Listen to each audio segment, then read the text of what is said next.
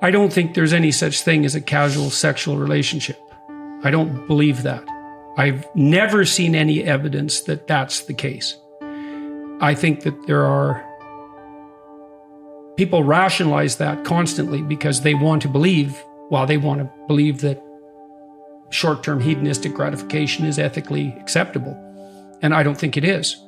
I think that it trains you to treat yourself and other people as instrumental objects of short-term pleasure, obviously. Is that how you want to train yourself? You're going to have a long-term relationship at some point? How are you going to train yourself for that? So having said that, and then how carefully should we conduct ourselves in sexual matters? I would say, well, as carefully as you conduct yourself in any matter of importance. That stretches all the way up to the top, whatever the top is. You know, you're going to treat the other person as if they're a divine locus of consciousness or a disposable pornographic entity. Well, you know, those are the borders. But then you say, well, you have to practice. And there's truth in that. And how do you practice? And the answer is, well, that's one of the central complications of life, right? To get the balance between individual action and the whole domain of sexuality and reproduction right is perhaps there's no more difficult question, especially once you've solved the question of do you have enough to eat tomorrow? But I don't think there is such a thing as casual sex. I think that's indistinguishable from masturbation, which I also don't regard as a particularly heroic act.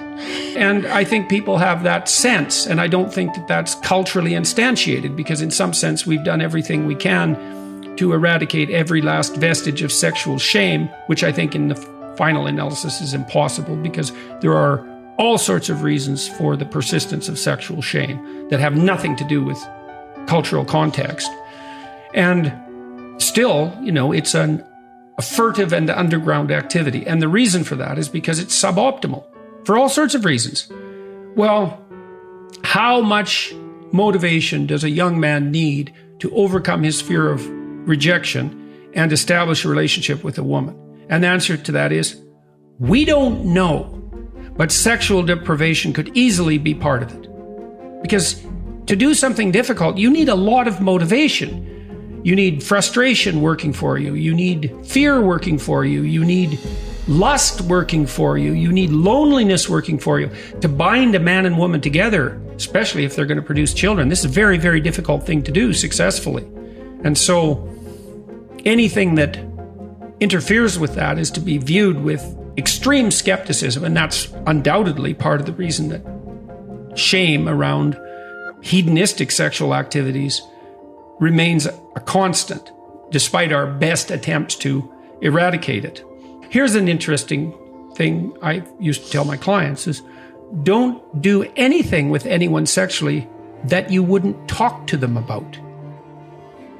So that's worth thinking about. Is you're not intimate enough with them to have a conscious discussion, but you're perfectly willing to blunder stupidly into it and then risk the aftermath. A lot of that's fueled by alcohol too. Alcohol is a drug that really radically decreases people's medium to long-term orientation, right? It really focuses you on the present, which makes it, if it's a good drug for you, it makes it unbelievably fun because it decreases anxiety and it increases likely opiate bonding and dopamine-mediated extroversion. And so, like, it's cocaine, heroin, and the benzodiazepine rolled into one.